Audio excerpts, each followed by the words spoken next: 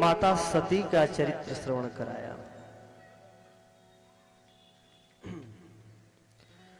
दक्ष की 16 पुत्री हैं, जिसमें से 13 धर्म को ब्याही गई, एक अग्नि को ब्याही गई और एक पितरों को ब्याही गई। जो पितरों को ब्याही गई उनका नाम है स्वधा। जब पितरों को आहुति प्रदान करते हैं या कुछ भी पितरों को देना होता है तो हमें स्वधा बोलना पड़ता है। देवताओं को जब आहुति लगती है तो क्या बोलते हैं? स्वाहा। और जब पितरों को आहुति दी जाती है, उनके लिए सत्कर्म किया जाता है तो बोला जाता है स्वधा। और एक जो सबसे छोटी पुत्री हैं उनका नाम है सती, जिनका विवाह भगवान शंकर से ब्रह्मा जी के कहने पर दक्ष प्रजापति ने किया। दक्ष प्रजापति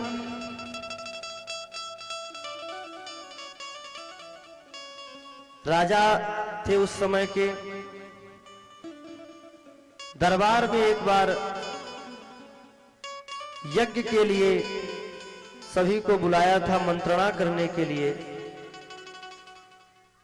तो समस्त लोग उस दरबार में उपस्थित थे। ब्रह्मा विष्णु महेश भी उपस्थित थे। दक्ष जैसे ही प्रवेश करते हैं दरबार में तो देखा कि समस्त लोग खड़े हो गए।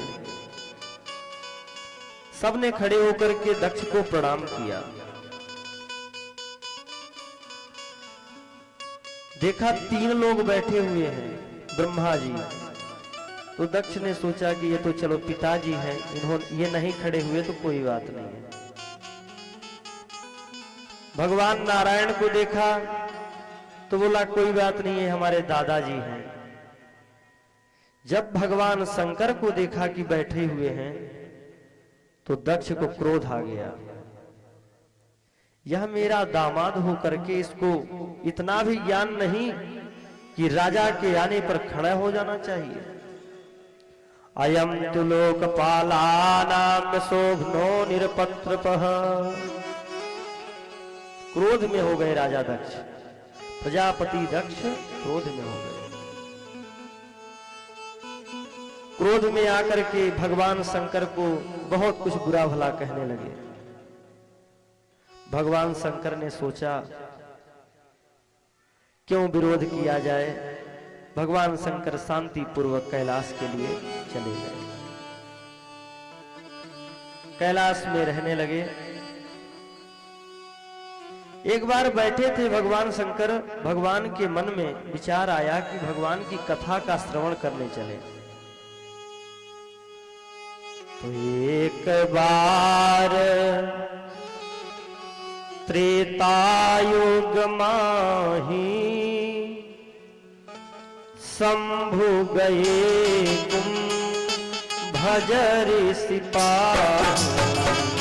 एक बार त्रेतायुग माही शंभु गए कुंभ ऋषि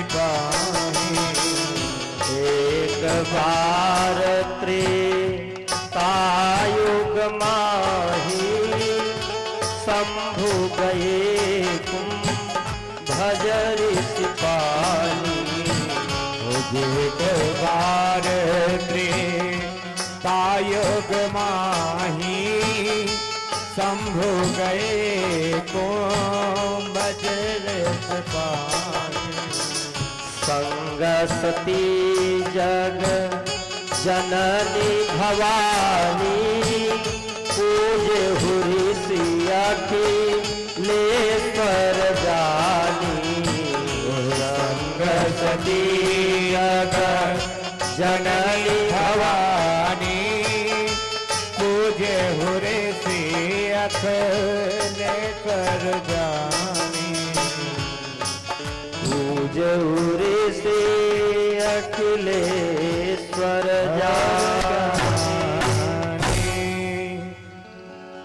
एक बार भगवान शंकर कुंभज ऋषि के पास में गए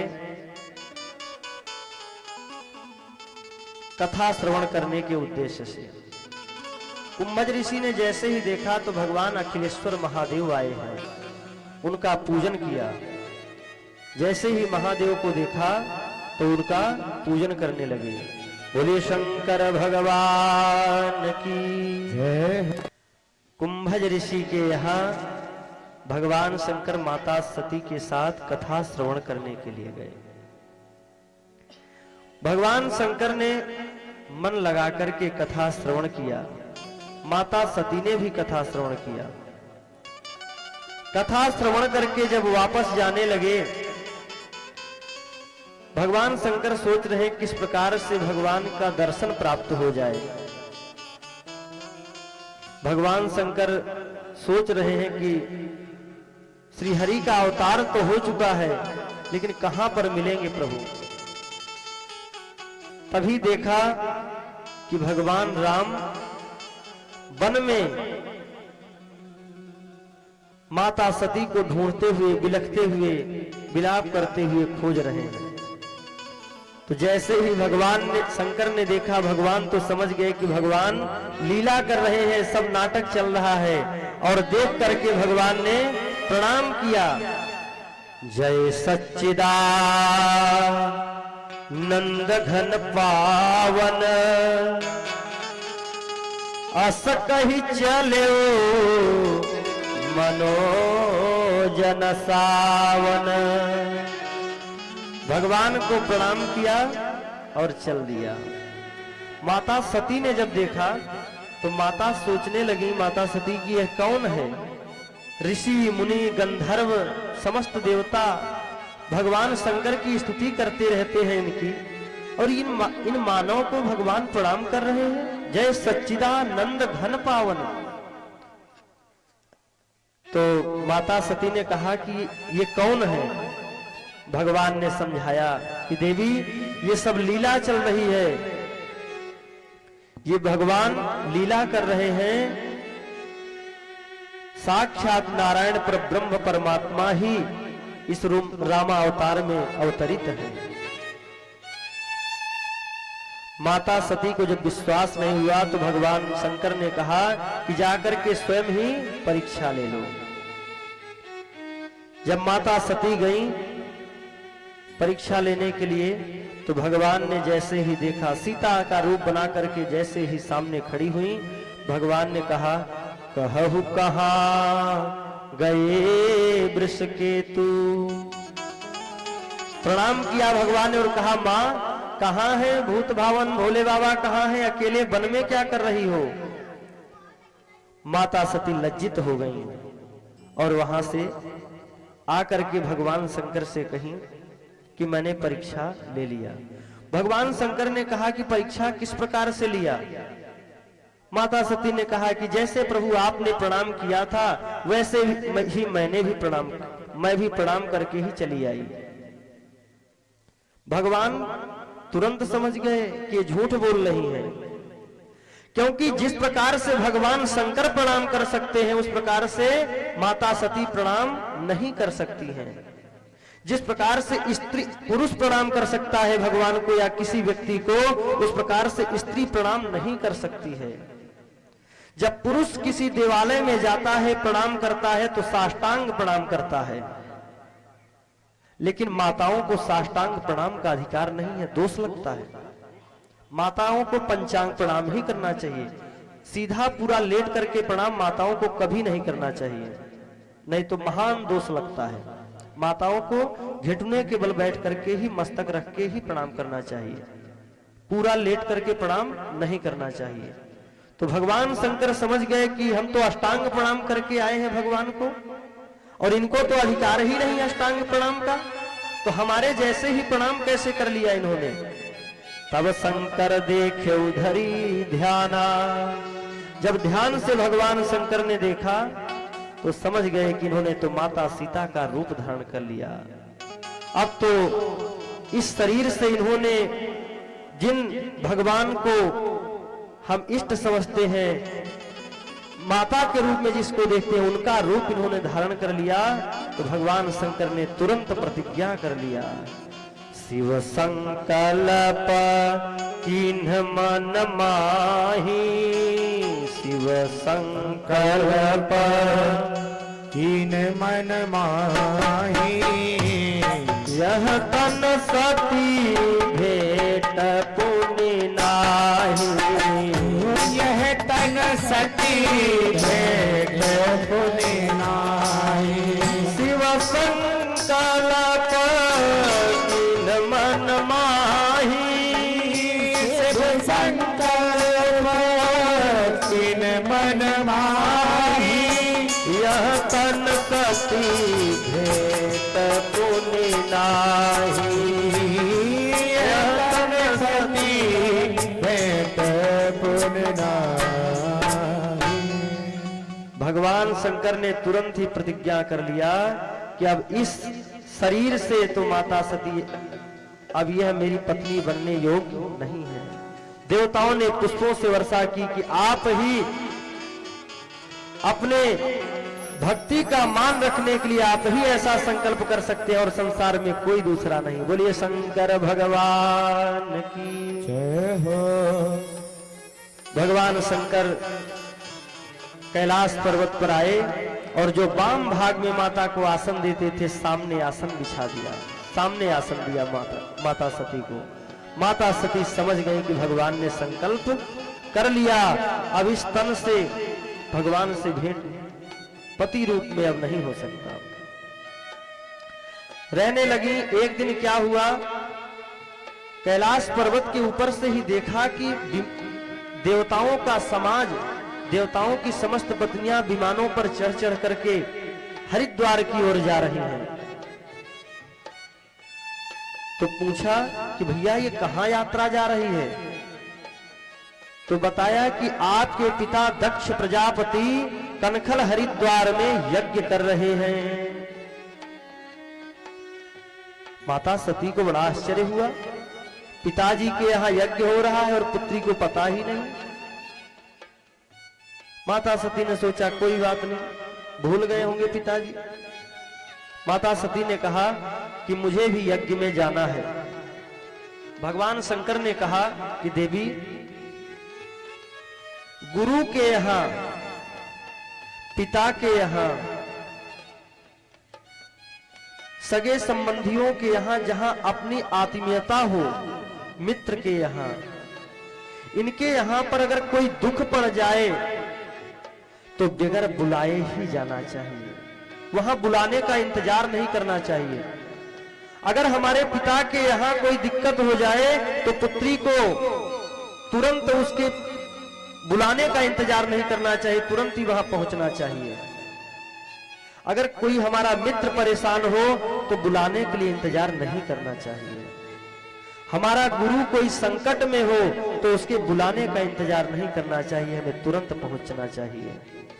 परंतु अगर उसके यहाँ कोई मंगल कार्य हो रहा हो तो चाहे हमारा पिता ही क्यों ना हो, परंतु जब तक सम्मान से ना बुलाए तब तक नहीं जाना चाहिए। क्योंकि अगर सम्मान से नहीं बुलाया गया तो जाने पर अपमान ही होगा, फिर मान मिलने वाला नहीं है। जिन स्थानों पर बिना बुलाए जाने का अधिकार रहता है, उन स्थानों पर भी अगर कोई मांगलिक कार्य हो रहा हो, शादी विवाह यज्ञ इत्यादि कोई बहुत बड़ा कार्य हो रहा हो, मांगलिक कार्य, तो वहां पर बिना बुलाए नहीं जाना चाहिए। पुत्री को तो अपने घर भी बगैर बुलाए नहीं जाना चाहिए किसी भी मांगलिक कार्य में। माता सती को भगवान ने समझाया, परंतु माता सती नहीं मानी।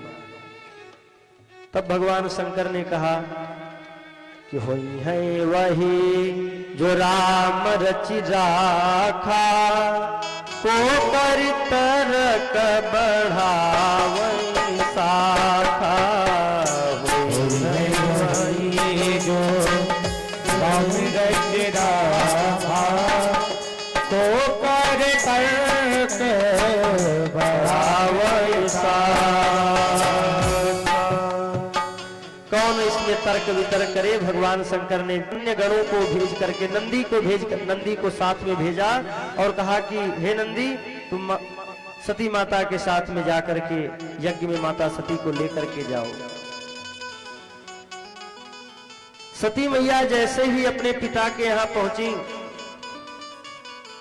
तो जितने भी बहनें थी, अच्छा ये जरूर आदत होती है, आज भी आप देखेंगे अगर 4 बहन हैं और ये पता चल जाए कि एक बहन को निमंत्रण नहीं मिला है और 3 को निमंत्रण मिला है, वो तीनों पहुंच जाएं, तो तीनों इस बात पर ध्यान नहीं देंगे कि मुझे बुलाया गया है, मेरा सम्मान हो रहा है, कोई बात नहीं। वो इस बात पर ध्यान देंगे कि ये बिना बुलाए आ गई है, उस पर ज्यादा ध्यान देंगे।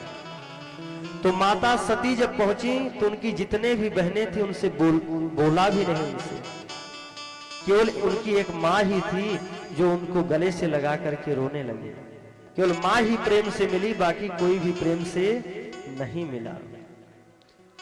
माता सती ने सोचा कोई बात नहीं, तो जहां पर यज्ञ मंडप बना हुआ था वहां पर माता सती गई, देखा ब्रह्मा का भाग स्थित है, विष्णु भगवान को स्थान दिया गया है, समस्त देवताओं को अपना अपना स्थान, यज्ञ में जिन जिन देवताओं का जहां जहां स्थान होता है उन देवताओं को स्थान प्रदान है, परंतु शंकर जी का कहीं भी स्थान दिखाई नहीं दिया।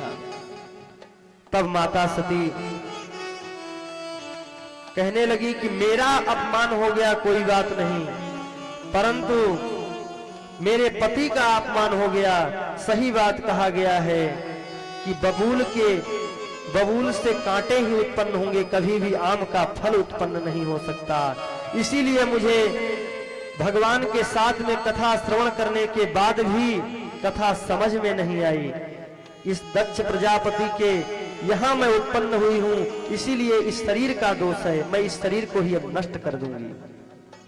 और माता सती ने योग अग्नि में अपने शरीर को त्याग दिया। जैसे ही भगवान शंकर को पता चला, नारद जी जाकर के बताए कि माता सती ने वहां पर योग अग्नि में अपने शरीर को त्याग दिया है। भगवान शंकर ने अपने जटाओं से एक जटा उखाड़ करके जैसे ही पृथ्वी पर पटका, वीरभद्र प्रकट हो गए। बोल वीरभद्र भगवान की जय हो। अब तो महाराज भगवान शंकर ने कहा, वीरभद्र तुम जाकर के जितने भी वहां पर प्रजापति दक्ष के यज्ञ में बैठे हुए हैं, अपने आप को गुमान में लिए हुए सबको दंड दे करके आओ। वीरभद्र पहुंचे। वीरभद्र ने सब जगह तहस नहस करना प्रारंभ कर दिया। भृगु जी, महर्षि भृगु उस यज्ञ के आचार्य थे, भृगु जी की दाढ़ी ही उखाड़ दिया महाराज। किसी को सिंहासन से गिरा गिरा कर मारने लगे। दक्ष प्रजापति जैसे ही आगे बढ़ा तो दक्ष प्रजापति के गर्दन को काट करके हवन कुंड में डाल दिया। बोले शंकर भगवान की जय हो। अब तो हाहाकार मच गया कि भैया यज्ञ हो रहा था कि यहाँ पर क्या हो रहा था। समस्त देवता भगवान शंकर के पास पहुंचे, प्रार्थना किया, प्रभु अगर यज्ञ नहीं पूरा हुआ तो बहुत ही अमंगल हो जाएगा, आप पहुंच करके किसी भी प्रकार से यज्ञ को संपूर्ण कराइए। भोलेनाथ तो बहुत ही दयालु है, जाकर के पुनः उनको ले गए। शंकर भगवान ने बकरे का सर लगा करके दक्ष प्रजापति के धड़ में बकरे का सर जोड़ दिया और दक्ष प्रजापति को जीवित कर दिया। दक्ष प्रजापति ने स्तुति किया भगवान का, भूयान अनुग्रहयो भवता कृतो में दंडस्त्वया मयि भृतो यदपि प्रलब्धः। बोले हे प्रभु मैं अज्ञानी हूं, मैं इस राज्य के अहंकार में आकर, धन मान प्रतिष्ठा के अहंकार में आकर मैं आपको समझ नहीं सका, मैं आपके बारे में जान नहीं सका। आप त्रिलोकी के नाथ हैं और मेरा सौभाग्य है कि आप मेरे दामाद हैं। हे भोलेनाथ मुझे क्षमा करिए। भोले बाबा तो इतने दयालु हैं, इतने दयालु हैं कि क्या कहना। दक्ष प्रजापति का कल्याण किया और सती मैया का चरित्र श्रवण कराया।